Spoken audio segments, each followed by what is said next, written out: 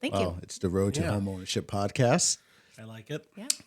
I'm Anthony Rehos, and I have Lindsay and Matt Kasprzak How's everyone doing? Hi. on this awesome day. It's a beautiful day out today. The sun's out. Sun's out. That's all we Everything's need. great. And we're going to talk a little bit about, I guess, what home buyers should expect when they're purchasing a home, right? Yeah. Or not even purchasing a home, when they go through an open house, right? It's open house season, baby. And what to look for, because it is open house season. Mm-hmm. And, you get a lot of buyers walking through an open house. So what to expect when they go through the open house. But before we go into all that, right, how did you guys get into real estate? And was it always a team effort? Yeah, as far as the team, we started off as a team. Okay. Lindsay can kind of go into like the story behind it. But yeah, we've always wanted to do it together. We work well together, and it helps having two agents on the team. So Yeah, we had a family friend that said, hey, you guys should pursue this. And we decided we'd do it together. And we thought, sure, I have a background in sales, and Matt and I like people, and Okay. we decided to get our license together, and we liked it so much that here we are going on our 9th year, and Wow. the rest is history. How is it like working together? the proper answer is it's awesome. Come on. No, it's up and downs like any industry. I think we complement each other great. I kind of have more of like a building grounds idea of stuff, and Lindsay's very good with paperwork, so I think we complement each other great. Paperwork. I'm just the paper pusher. That's not true. No, Lindsay's the boss. I'm the boss. She's the boss lady. I also love negotiating. I've always really liked it. And when you win for your client, it's just very special. It never gets old. Love that. Is that one of the things you love about real estate? Yeah. It's working with those clients and kind of seeing them, get into that homes of their dreams and things like that. Right? Yeah. It's an awesome feeling. I've been doing this well for a bunch of years, and the most rewarding thing is helping families out, right? Getting them into a home. It's like, oh my God, I didn't realize I could do this type For of thing. sure. Right? Yeah. It's such a privilege to be a part of someone's life in that way. It's one of their biggest milestones. And, when you help them achieve that, it's like just the best. That's cool. Yeah. So you guys have been in real estate for 9 years now. Mm-hmm. What brought you to Metro Roberts, and why are you here at Metro Roberts? Tell me about that.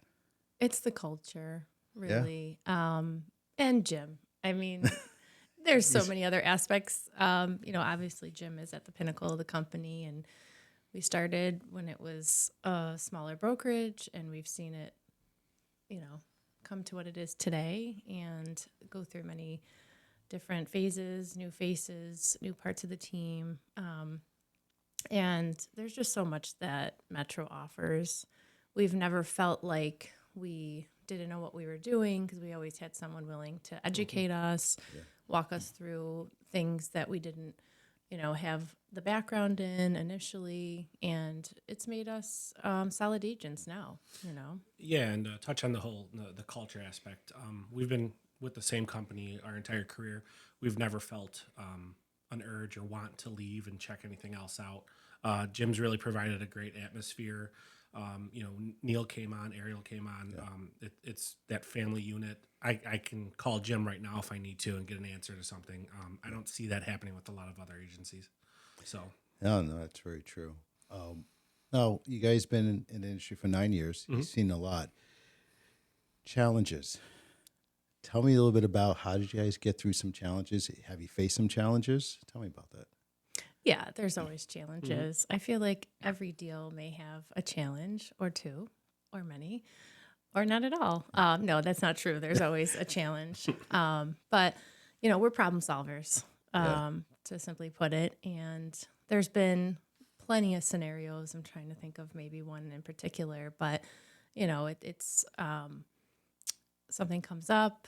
You have to, address it with your client and possibly provide a solution or solutions, and then also get everybody else on board. Yeah, no, you have to hit the problems right away. yeah. Yeah. I hate doing the things. Well, I tell my son, do the things you don't want to do first, right? Yeah. Well, it's Oh, sorry. No, I was going to say I didn't want to go on to Peloton today, but I. Yeah. You never regret a workout, Anthony. No. Just after. Then Amanda looks at me. She's get on there. Yeah, She's busting me. I just did it.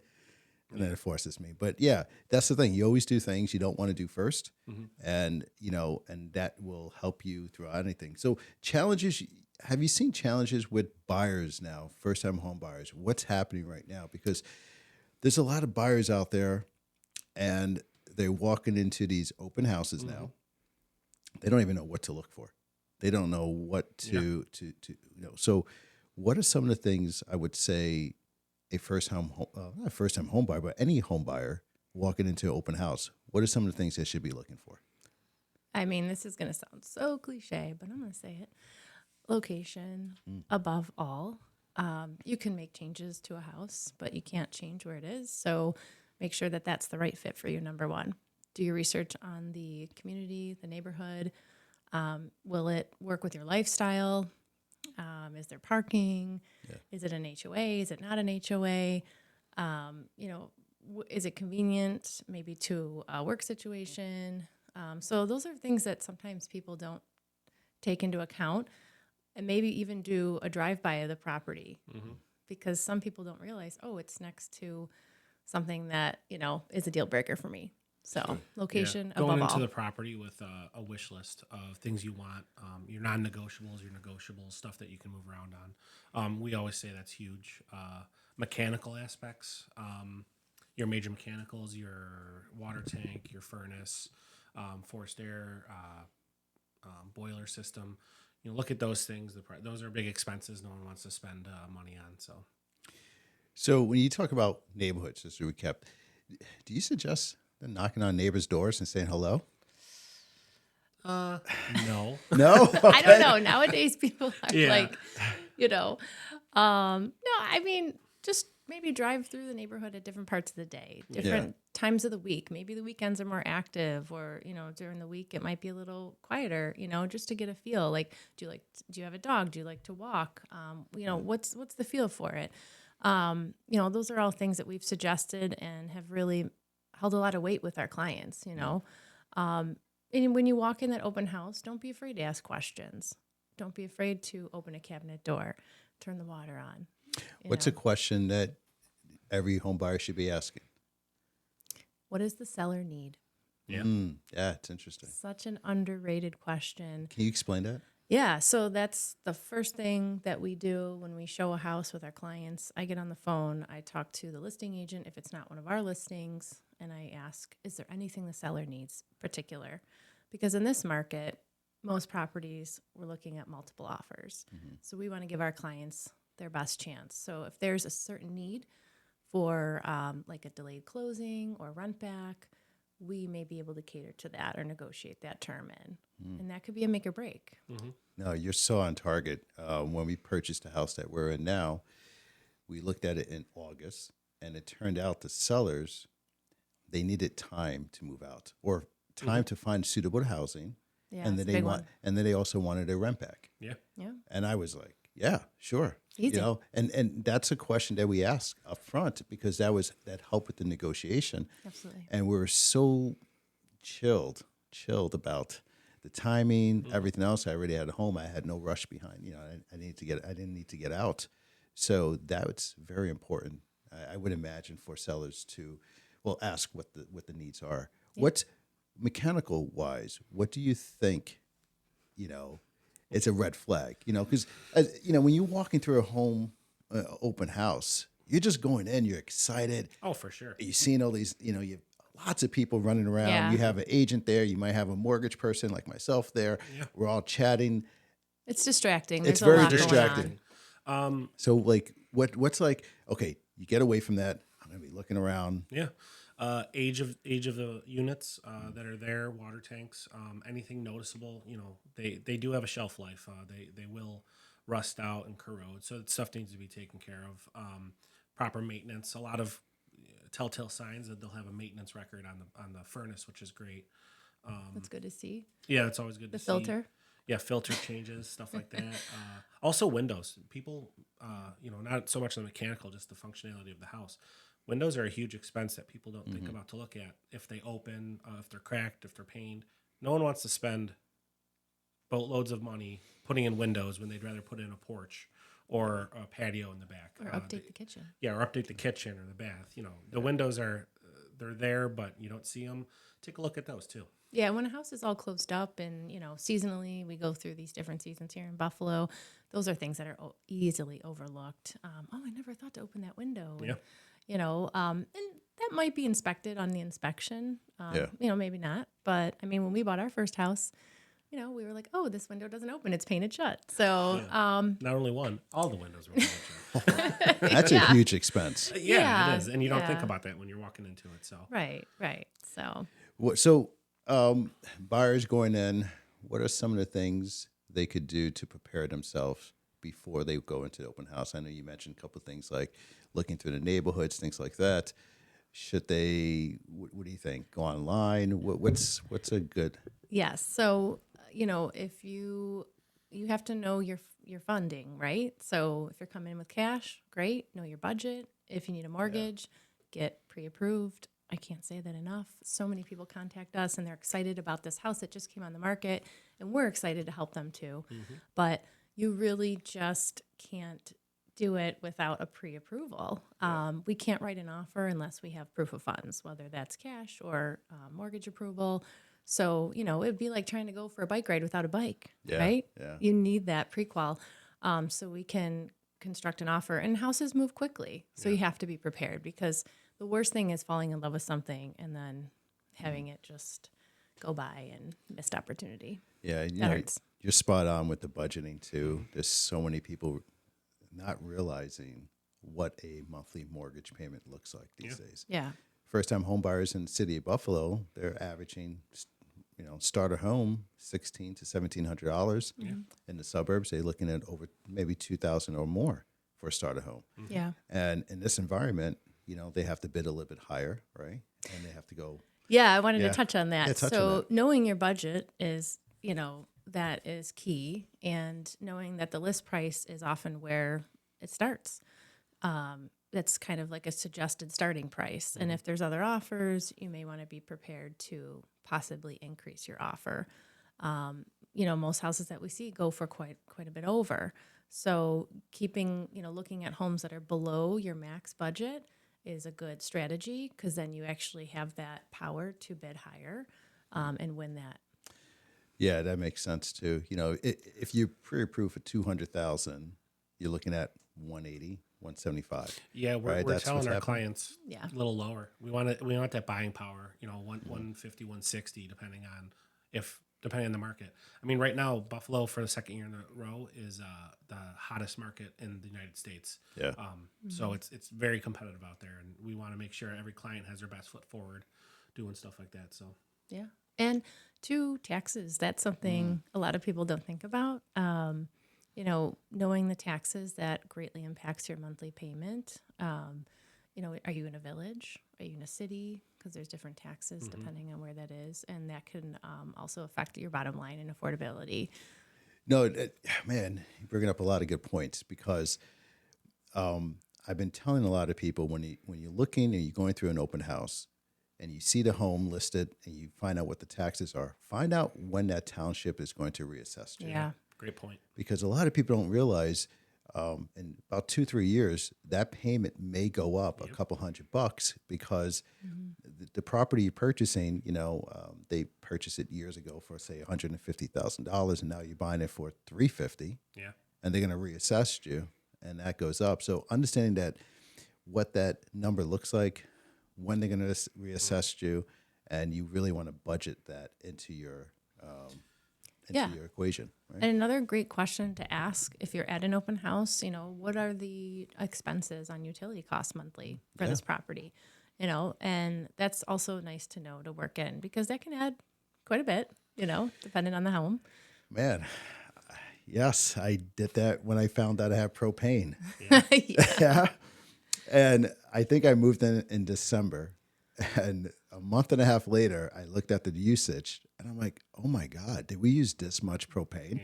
Because of course I have to keep the house at 75 You don't think degrees. about it. Oh, wow. You know, I keep it Puerto It's Rico toasty. hot in there, right? I want to grow a mango tree in Yeah, there. of course. Wow. Windows are steaming up. It's steaming up. It's like, and it just makes it, you know, having that understanding. You're like, okay, now I could budget that in there. But then you find out, you know, before I purchased a home, I knew around that time it's going to be really expensive, and then during the off peak, it's going to be lower. So it's going to average it out over a certain, Yeah. you know, no.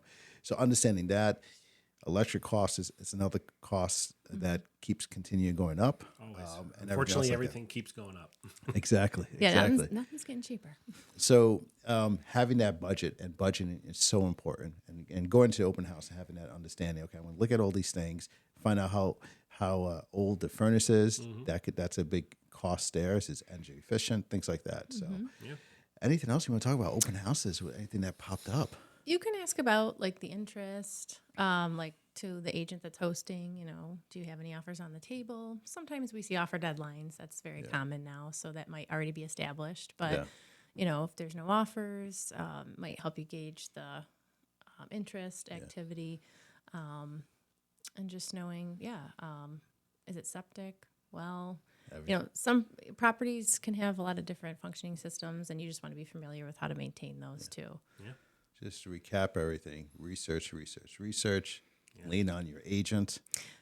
Yeah. So That's- as you can see, there's a lot of points when you buy a home. Yeah. And it's really important to have a good, experienced agent or team behind you that can help lead you through this process. It's your biggest investment for most people, biggest acquisition. So you want to make sure you're, you know, hitting all the checkpoints and knowing what you are signing up for.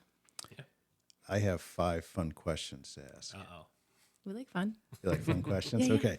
I don't know if this is going to start anything between you guys, but question number 1. Who takes longer to get ready for an open Oh, house? 100%. Lindsay. Oh, yeah. It's like, Easy question. Next. I mean, I know Matt's hair can take a while, but really? Yeah, yeah. I do take the I'm cake usually there. waiting in the truck by the time she's getting ready, running out of the house, yelling at me that we're late. Did you get the so- signs? Yeah, yeah. You have to take care of that beard. That beard that's a nice gotta be beard. manicured, yeah. That's a nice beard. Okay. So if you guys are stuck in a house together with no Wi-Fi, no snacks, who panics first? Well, that's a vacation we take every year in the summer. We go. Lindsay gets hangry, so I'm going to call her right out. So I'm going to call her out on that one. It's probably going to be her. Sure, I'll go with that. Okay. All right. She may hit me later. Damn. Okay. I don't resort to violence. All right. What is one thing people may not know about you? Lindsay, go first. I love watching like murder documentaries. Oh, you better watch out, Matt. I also like watching them. I like podcasts. That sounds so bad. History, murder podcasts, stuff like that. So Okay. a little nerdy. Did you guys get into Dexter at all? Is that like a series? that Oh, you We guys- watched did, Dexter yeah. and- That's like a murder type, weirdness Yeah. type thing. I like the true crime. Oh, so the true crime stuff. Yeah. yeah. Okay. That's pretty cool. All right, ready? Here's another one. What is your power song that gets you pumped up before showing to open house? Oh, anything Cardi B or Megan Thee Stallion. Yeah. Okay. I go hard. Oh, Yeah. Carly B is hard? Cardi B? Well, I mean, maybe. Yes, yeah. You know. I'm more of the early 2000s rock. Okay. I think they call it dad rock now, which doesn't really apply to me, but Yeah. Okay. I guess for the dad dog. But yeah, I like the rock music. Kind of gets you going. Gotcha. All right, ready? It's the last one, okay? All right. What is your guilty pleasure after a long day of showing, Matt? I like a nice glass of bourbon. I'm a big Okay. bourbon drinker, so I like to kind of just relax and cool down after work or a showing and have a nice glass of bourbon. Lindsay? Well, of course, everyone enjoys a beverage, but I honestly love to get outside. I like to walk my dogs. Okay. Yeah. After a long day, just to chill. Yeah. Yeah. Maybe watch a good Netflix documentary, little murder mystery. Did you remember back in the day? I don't know if it's still like this, but every Lifetime movie was about someone did something to someone and they end up killing somebody. So Yeah. Did you get into that at all? Yeah. Is that something I was a huge like, Lifetime see watcher that's like during the cable days. See, It was. that was a prereq too. Yeah. I like a good podcast too, like an I Yeah. Survived. Those are Oh, good. okay, cool. Did you guys have fun? Yeah, Loved it, that's yeah. great.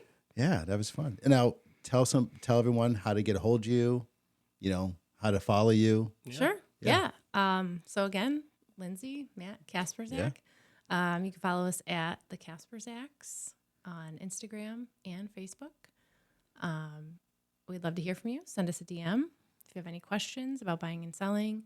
We got you covered. Or if you're interested in investment property, we also help with that and have experience personally. Thank you for having us. No, thank This was you. super fun. Yeah, I wanted to say thanks, Anthony, and Yeah. thank you, Jim Roberts, for getting all this stuff set up. It's Yeah. Yeah, great having absolutely. This is really cool. him. Yeah, Thanks again for coming on, of course. and we'll talk soon. All right. We'll be back. Later. Thank Oh, you. cheers. Yes, cheers.